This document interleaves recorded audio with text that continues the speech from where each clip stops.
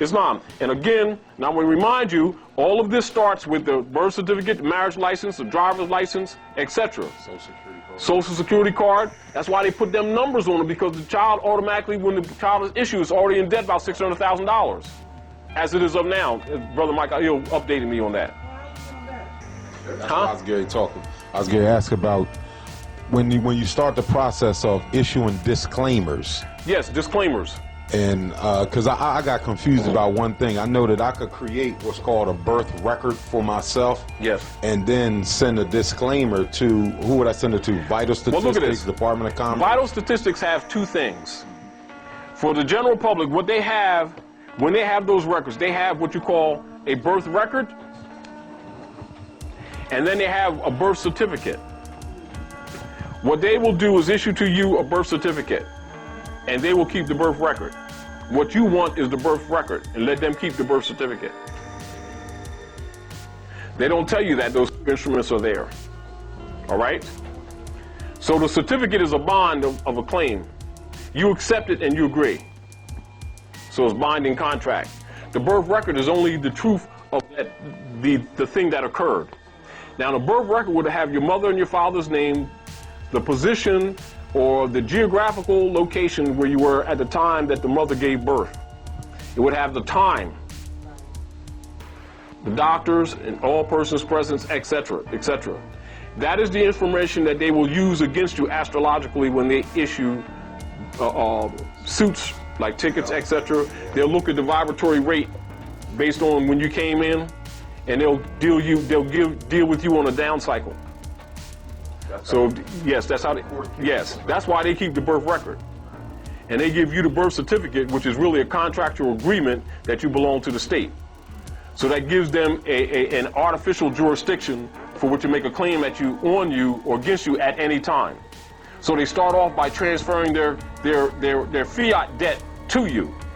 So however far the deficit goes, they will by proportion assign that to every new child born.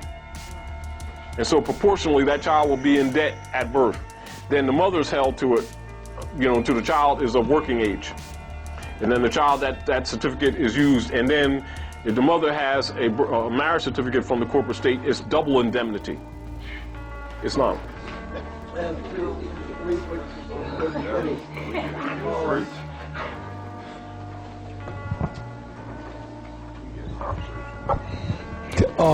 Are we able to sue them for all the taxes they took out on us, and for every more with the welfare system?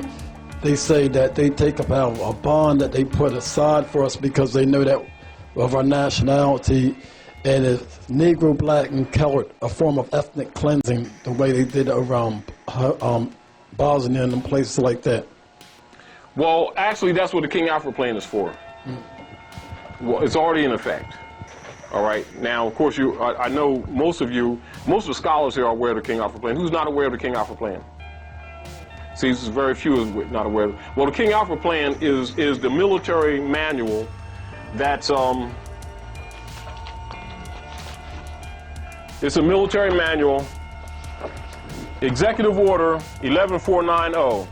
This is the executive order, was authorized in 1969 to counteract the minority, blacks, Indians, Latinos, Puerto Ricans, and poor whites in their rise up from under the depression and the powers that be, the government, King Alfred. Now,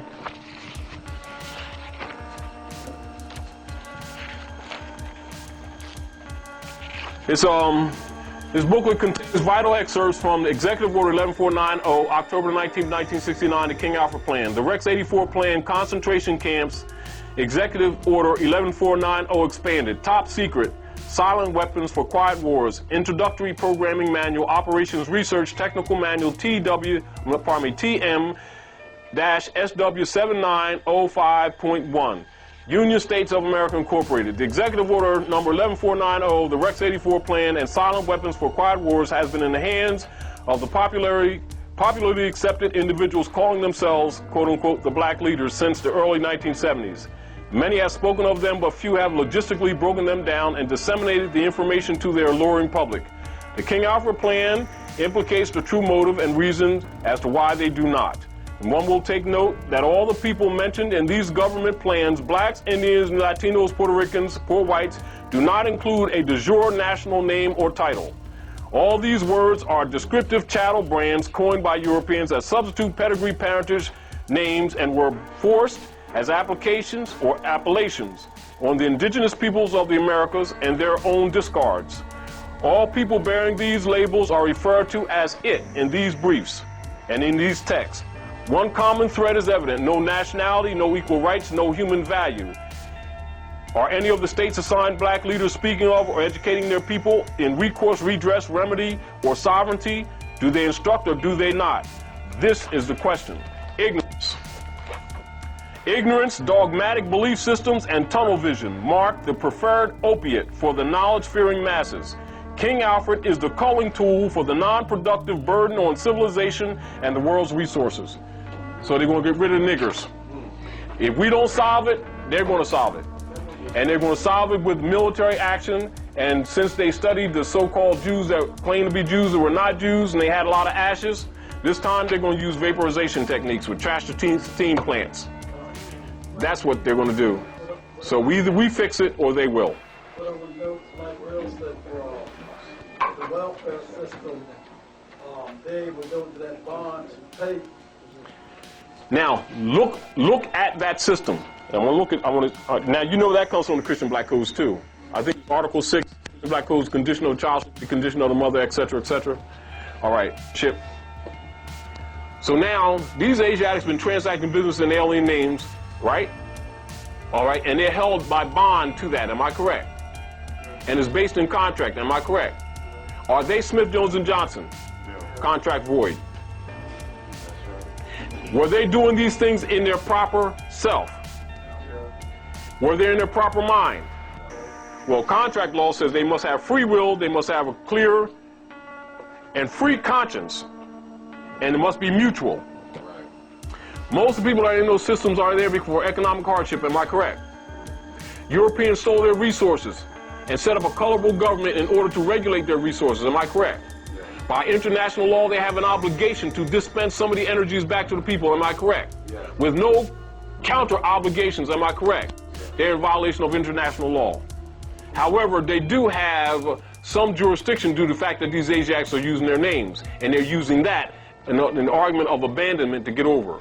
So that's where your argument should be. You doggone right. I'm just telling you the basis of what the suit should be on. Islam, and then step up. Oh, yeah, he was first. Islam. I hold the New York driver's license. Islam. I hold the New York driver's license. Mm-hmm. I'm a Bay. Mm-hmm. However, I don't have the Bay on my driver's license. We talked here. You don't? No. We talked here about the fact that when someone sends you a letter in all caps, you should indicate that it's grammatically incorrect. And the fraud. It's listing you as a corporation. Okay. So it's apparent to me that the fact that the driver's license I hold appears in all caps, that the person being identified by that document is a straw man. Is a straw man, is a corporation. Okay. Is an artificial entity. Yes. Now, if I want to represent myself before you won't. Any administrative body. You won't. As a natural person. You won't. Why would I want to have my Bay on I'm going to repeat. You license, won't. And then it'd be literally. Well, why would you have the driver's license? Why would you even say, why would I have my Bay on a driver's license? So what are you going to do? You going to argue as a Bay for this straw man? My notion is. I believe that as a business owner, I can effectively manage the fact that I, as a natural person, control many artificial entities, mm-hmm. and one of which may be an artificial entity in the name that appears on my driver's license. But that's not your driver's license. Okay, in the driver's license that I hold, you're right, it's the property of someone else.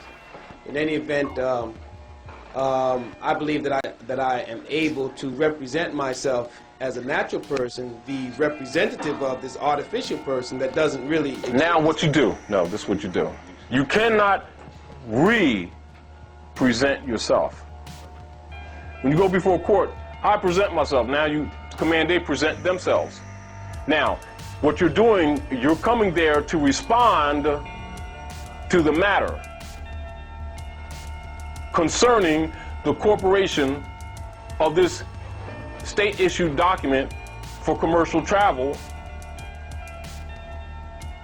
on the public highways, and you want clarification from this court whether they're talking about transporting on paper or they're talking about the public highways, which are regulated by international law and rights of travel, or they talking about the paperwork of this corporate or New York corporation, and then you want to also produce a copy of the state seal when it was established, private corporation. Now, are you talking about some transaction that took place on some paper, or are you talking about travel, right of travel on the public roads? Because there's two different things. Now, the right of travel has nothing to do with privilege. Now, if you're talking about some instrument that was done that I'm not aware of, where somebody drew something on a line on a piece of paper in this corporation, and then I received some benefit from that, I'm not aware of that. Can you introduce it into evidence?